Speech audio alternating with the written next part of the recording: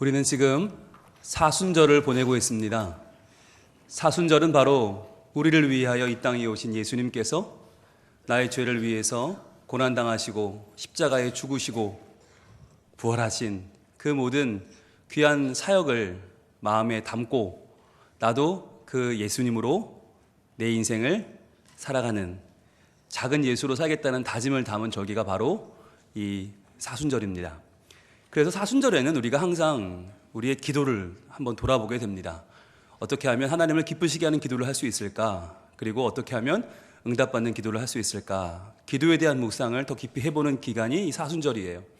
그래서 우리는 오늘까지 야베스가 아뢰어 바로 하나님께 기도하는 야베스의 기도를 보고 있습니다.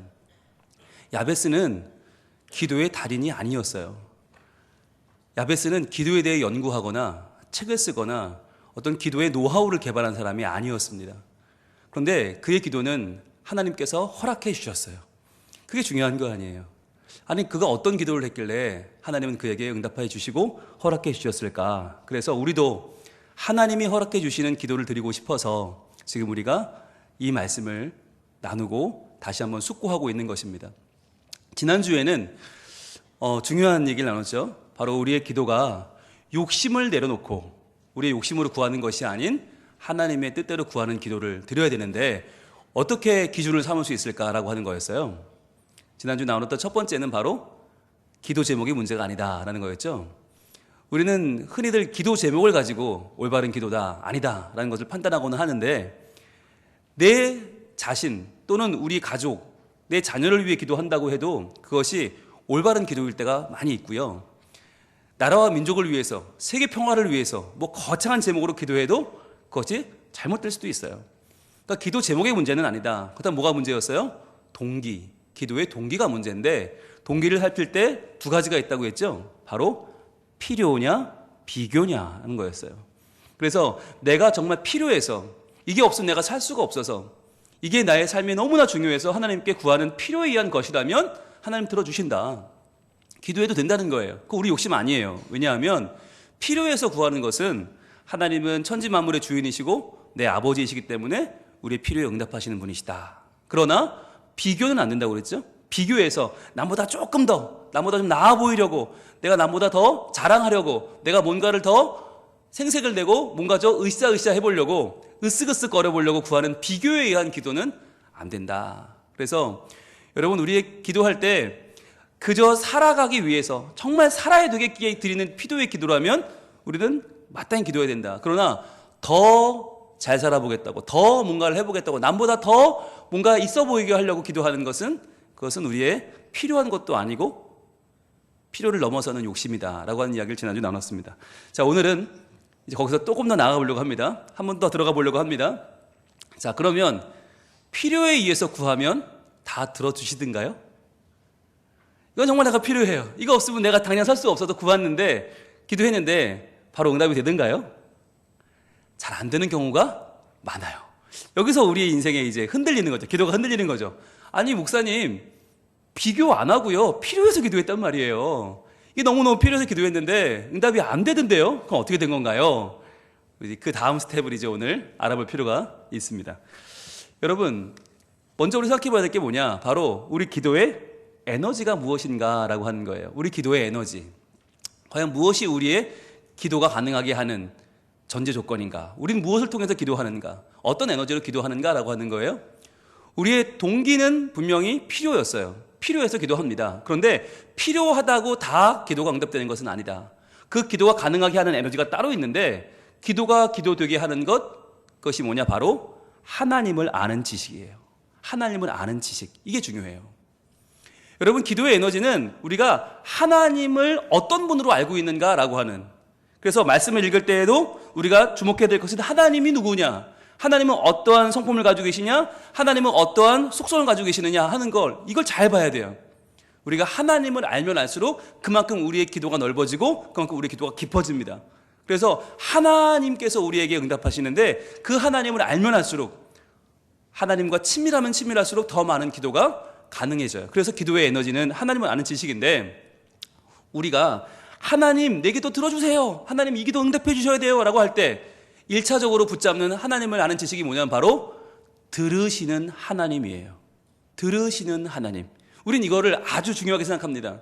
그래서 하나님은 저의 기도를 들으시는 분 아니십니까? 성경이 약속하고 있지 않습니까? 하나님 제발 제 기도를 들어주시고 응답해 주시고 함께 해 주세요. 하나님 꼭 그러셔야 돼요 라고 우리는 이것을 붙잡기를 좋아합니다. 우리가 제일 좋아하는 하나님 어떤 분이냐? 들으시는 하나님이에요. 왜? 성경이 증거하고 있으니까요. 우리 시편 145편으로 한번 가봅니다. 시편 145편 18절. 자, 성경을 딱 피면 제일 가운데 시편이 있죠. 145편 18절에는 이렇게 증거하고 있습니다. 같이 읽어봅니다. 시작.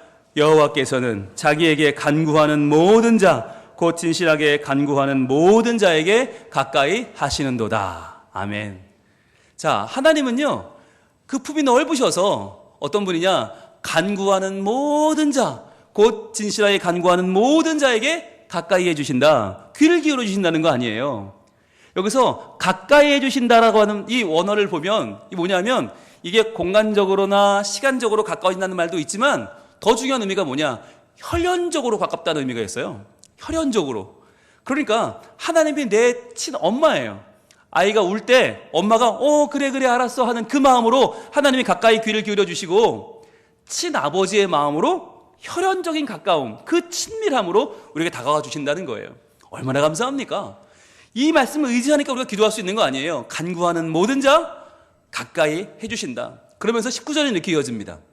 19절 말씀, 그는 자기를 경외하는 자들의 소원을 이루시며 또 그들의 부르짖음을 들으사 구원하시리로다. 아멘.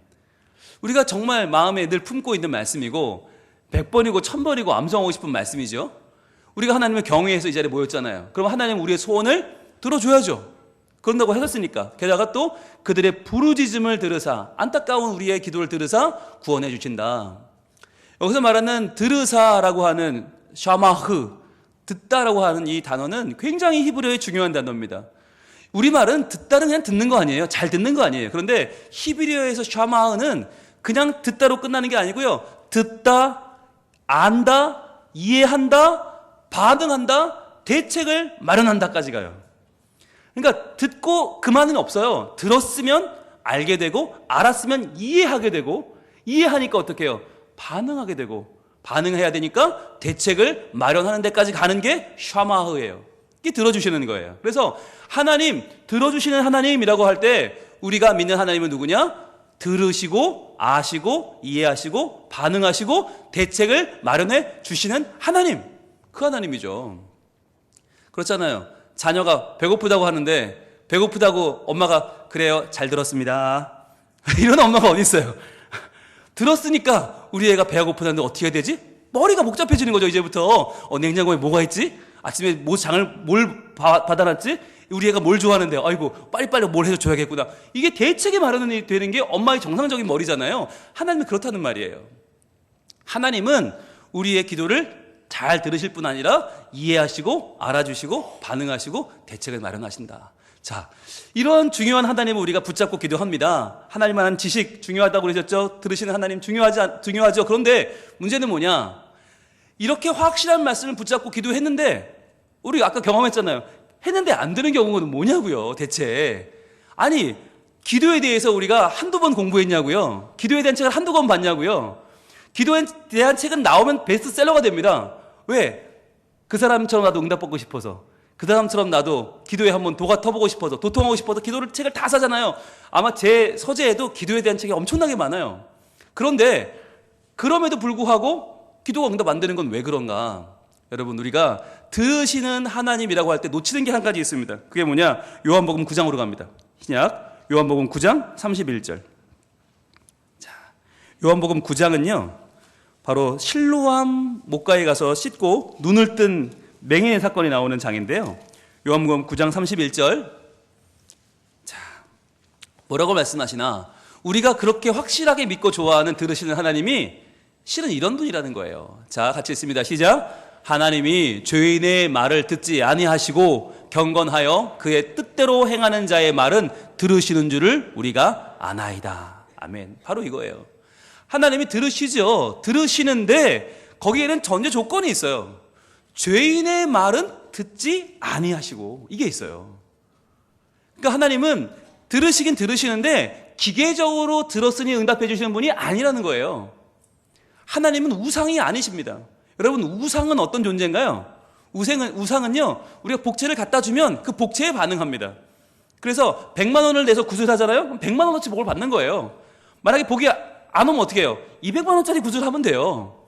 여러분, 그런데 우상은 어떤 존재냐? 우리가 우상에게 돈을 갖다 줬다고 해서 내 삶이 바뀌지는 않죠. 내가 우상에게 돈 주고 굿했다고 술을 끊는 사람은 없어요. 내가 하는 습관을 끊고 나 자신을 돌아보는 사람은 없어요. 그냥 돈만 갖다 주고 그냥 제사만 지내요. 그러면 된다고 생각해요.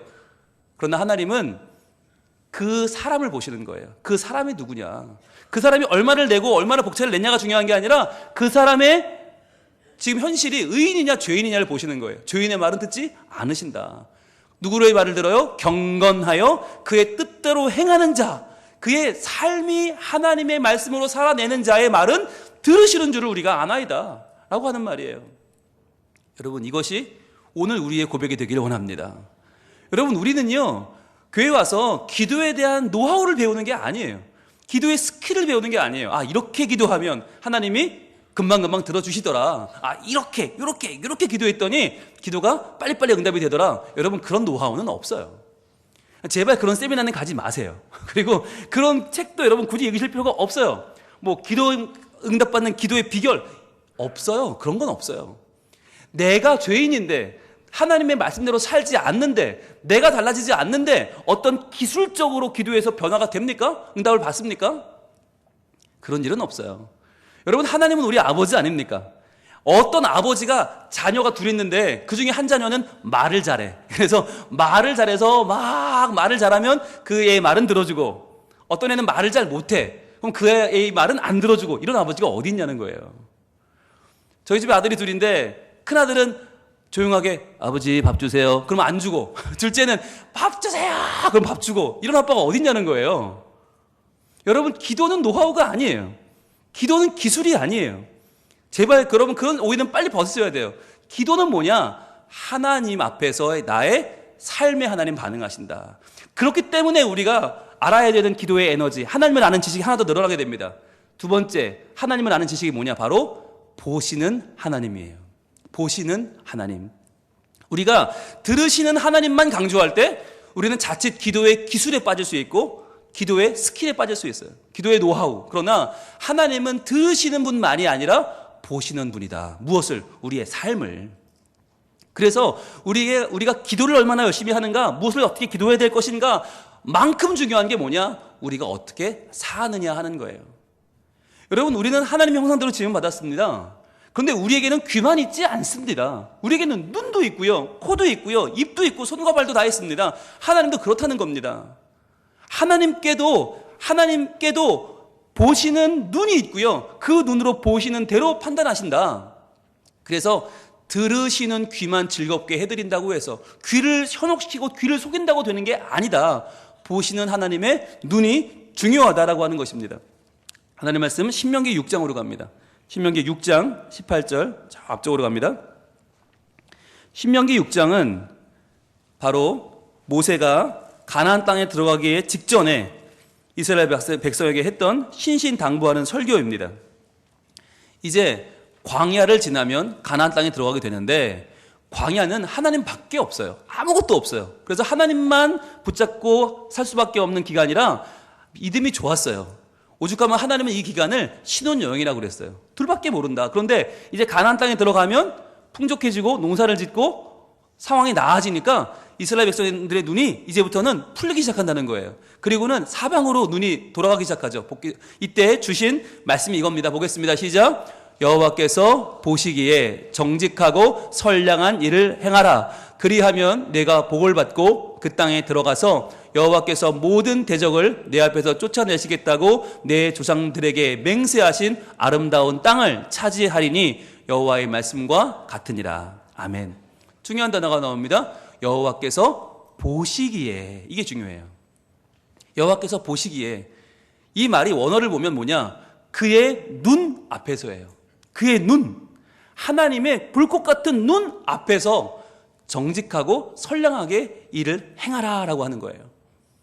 이게 무슨 말이냐면 기준을 세운다는 말이에요. 기준. 근데 그 기준이 우리에게 있습니까? 하나님께 있습니까? 어디에 있어요? 우리는요, 우리가 기준일 때가 많아요. 그런데 그 기준이 얼마나 엉터리예요. 예, 우리의 기준을 네 글자로 사자성어로 이렇게 말하더라고요. 내로남불이다. 이게 무슨 말이에요? 내가 하면 로맨스고 남이 하면 불륜이다. 이게 뭐냐면 이게 고무줄이에요. 기준이 고무줄. 그래가지고 나는 다 용서가 돼. 나는 다 이해가 돼. 아, 그 약속은 못 지킬 만한 약속이었어. 그날 나는 그 망가질만 했어. 나는 다 이해가 돼요. 왜? 그럴만 했으니까.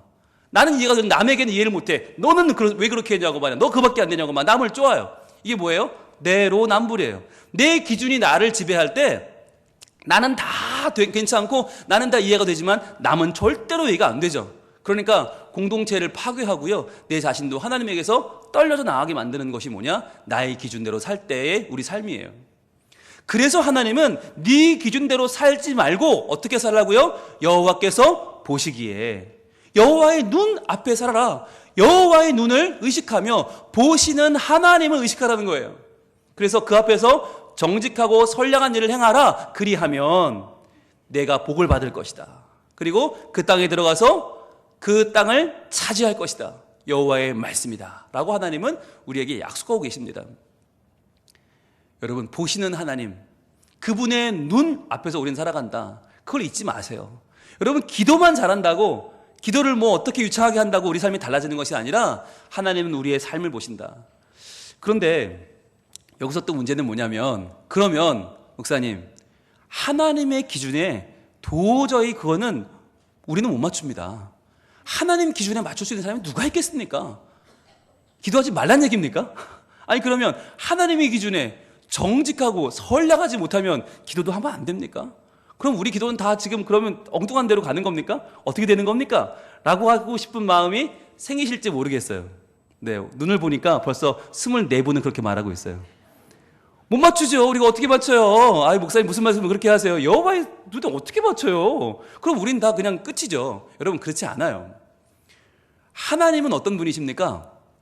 하나님은 기준을 딱 하나 세우고, 자, 여기 못 미치면 다 지옥이야. 여기 못 미치면 다 너희는 끝이야. 일로 와봐, 일로 와봐. 너 여기 서봐. 됐네. 너는 통과. 너는 안 돼. 너는 지옥. 이러시는 분일까요? 하나님의 잣대는, 하나님의 기준은 딱 하나일까요? 그래서 그 기준에 맞지 않으면 다 우리를 꼴도 보기 싫어하실까요?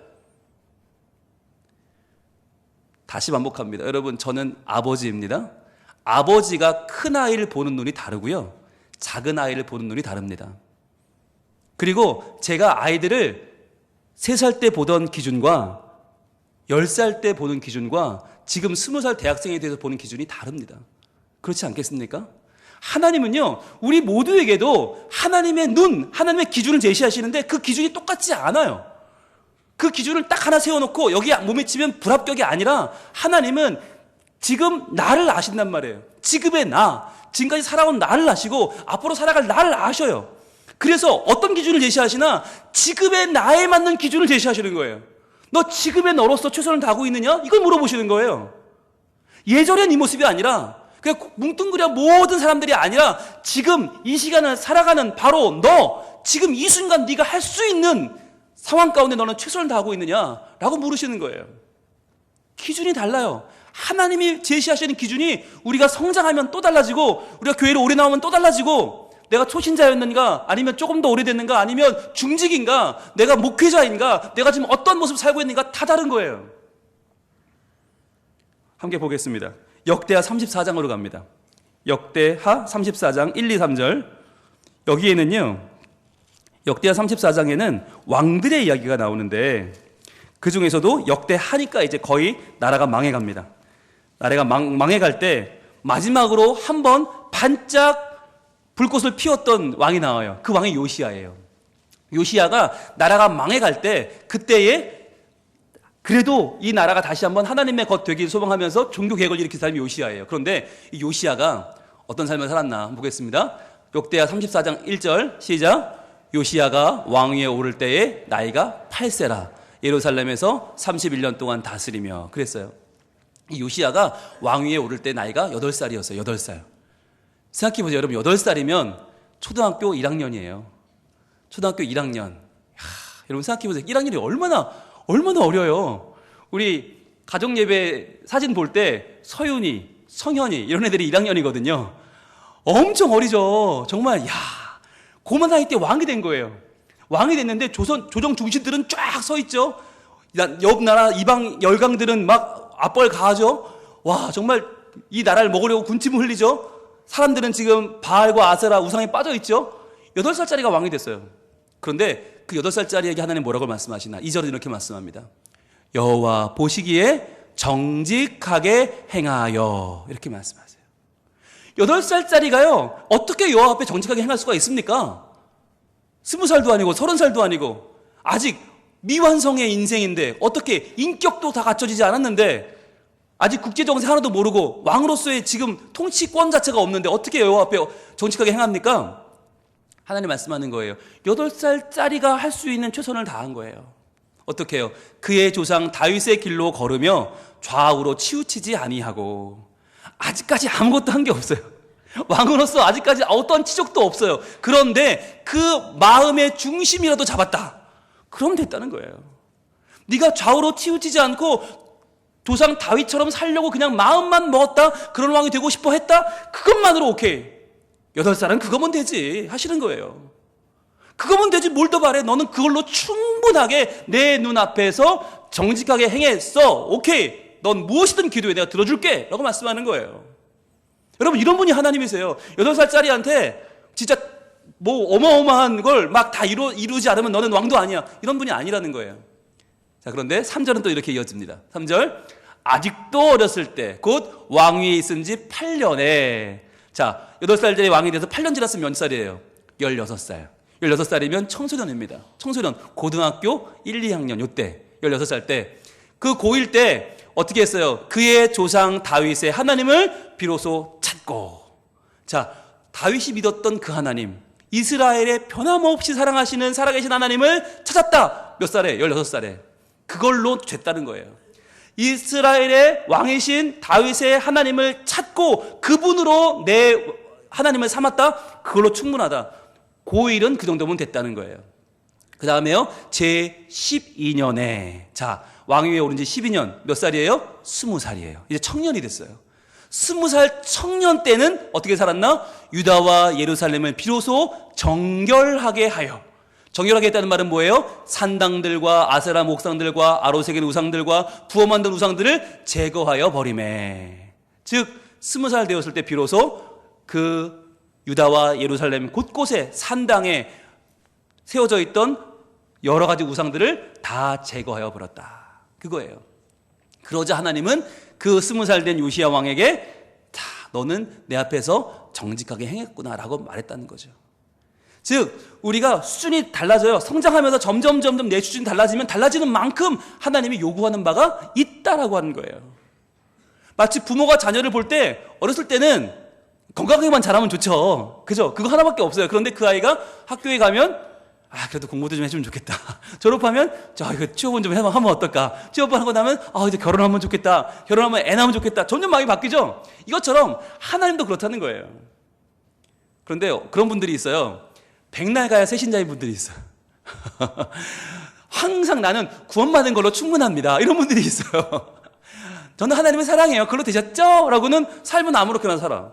일반 나의 삶에서는, 일터에서는 성실하게 일하지 않고 정직하게 살지 않고 가정에서는 별로 사랑하지 않아요.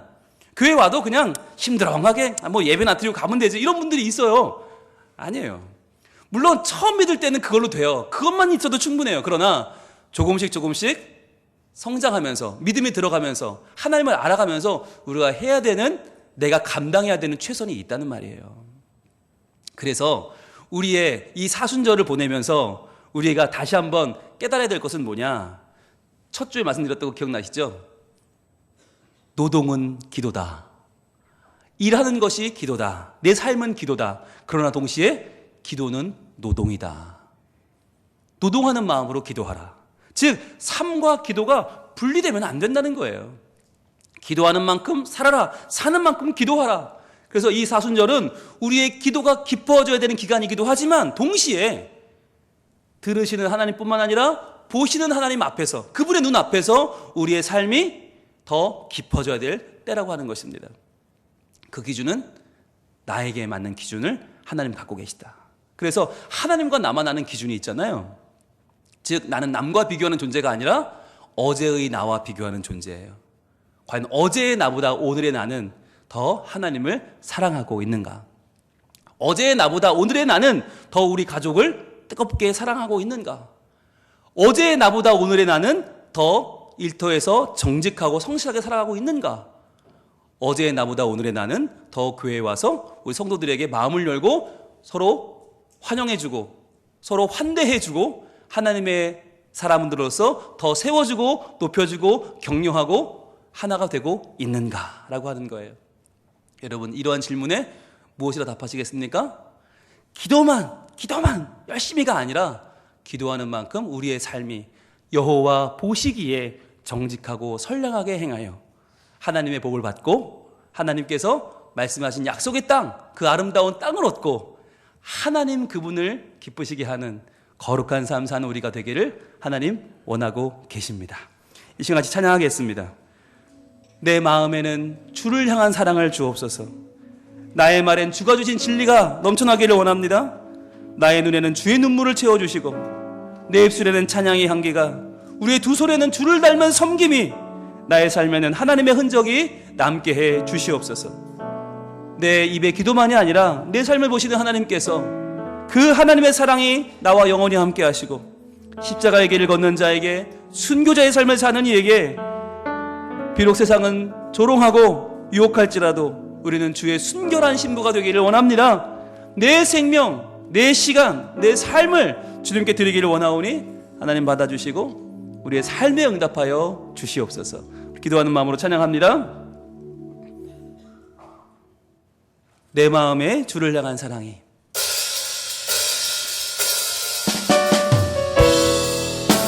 오 주님, 우리가 기도하는 대로 살게 하시고 우리가 사는 대로 기도하게 하옵소서.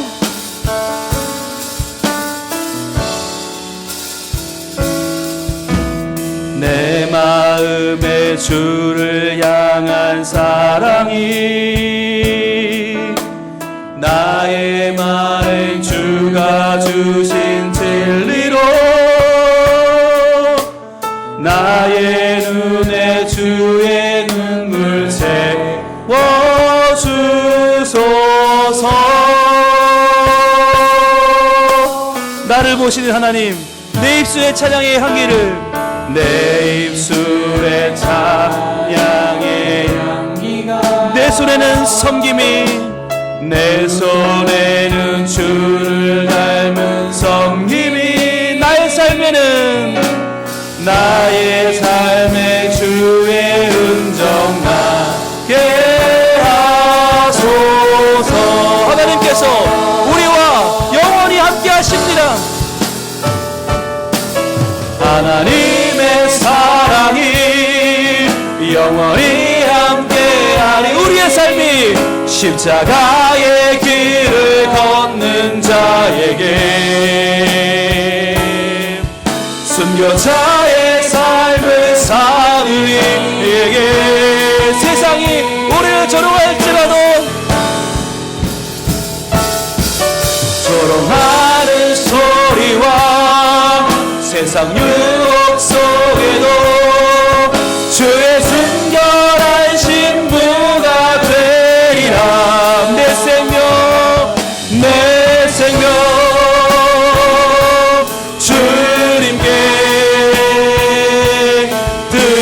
우리를 바라보시는 주님께서 우리에게 사랑을 영원히 부어주십니다. 하나님의 사랑이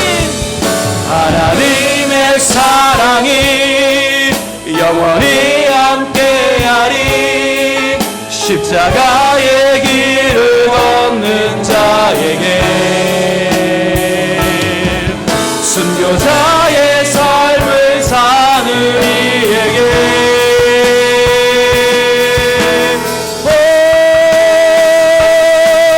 조롱하는 소리와 세상 유혹 속에도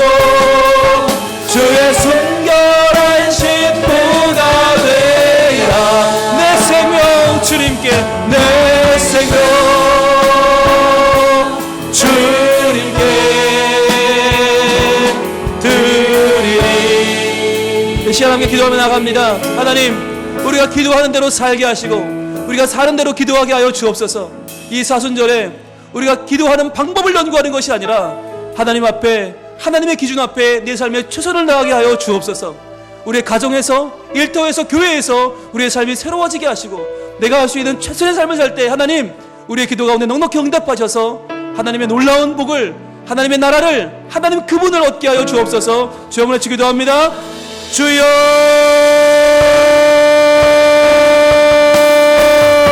아버지 하나님, 아버지 하나님, 우리 가운데 함께 해주시길 원합니다. 주여, 우리는 부족합니다. 주여, 우리는 연약합니다. 주여, 우리는 어떻게 기도할지 알지 못하고 어떻게 살아야 할지 알지 못합니다. 그러나 하나님, 우리가 하나님 앞에서 하나님의 자녀답게 살고 하나님을 온전히 섬기고 하나님을 붙잡고 나가기를 소망하며 나 이 시간 모였사오니 주여, 우리의 기도가 하나님을 아는 지식 가운데 있기를 원합니다. 들으시는 하나님만이 아니라 보시는 하나님, 내 삶을 살펴보시는 하나님, 보시고 응답하시는 그 하나님께 우리가 삶으로, 믿음으로 주를 고백하며 나아가게 하여 주옵소서. 하나님이여, 우리의 삶이 새로워지길 원합니다. 더 사랑하게 하여 주옵소서. 주여, 내가 할 수 있는 최선을 다하게 하여 주옵소서. 하나님의 기준에, 그 기준에 하나님 앞에 내가 할 수 있는 최선의 모습으로 하나님을 섬기게 하여 주시고 하나님의 온전히 살게 하여 주옵소서. 아버지, 나와 함께 하여 주옵소서. 주여, 나와 함께 하여 주옵소서. 나를 새롭게 하여 주시옵소서. 하나님의 사랑이 영원히 함께 할 것입니다. 하나님의 사랑이 영원히 함께하리. 십자가의 길을 걷는 자에게, 순교자의 삶을 사는 이에게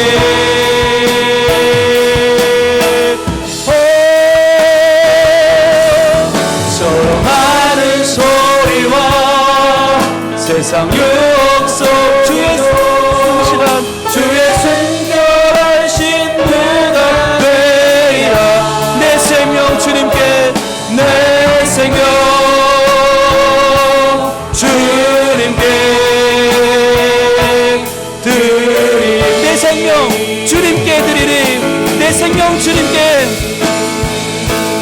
내 생명 주님께, 내 생명 주님께, 내 생명 주님께. 다시 한번 내 생명 주님께, 내 생명 주님께 드리니.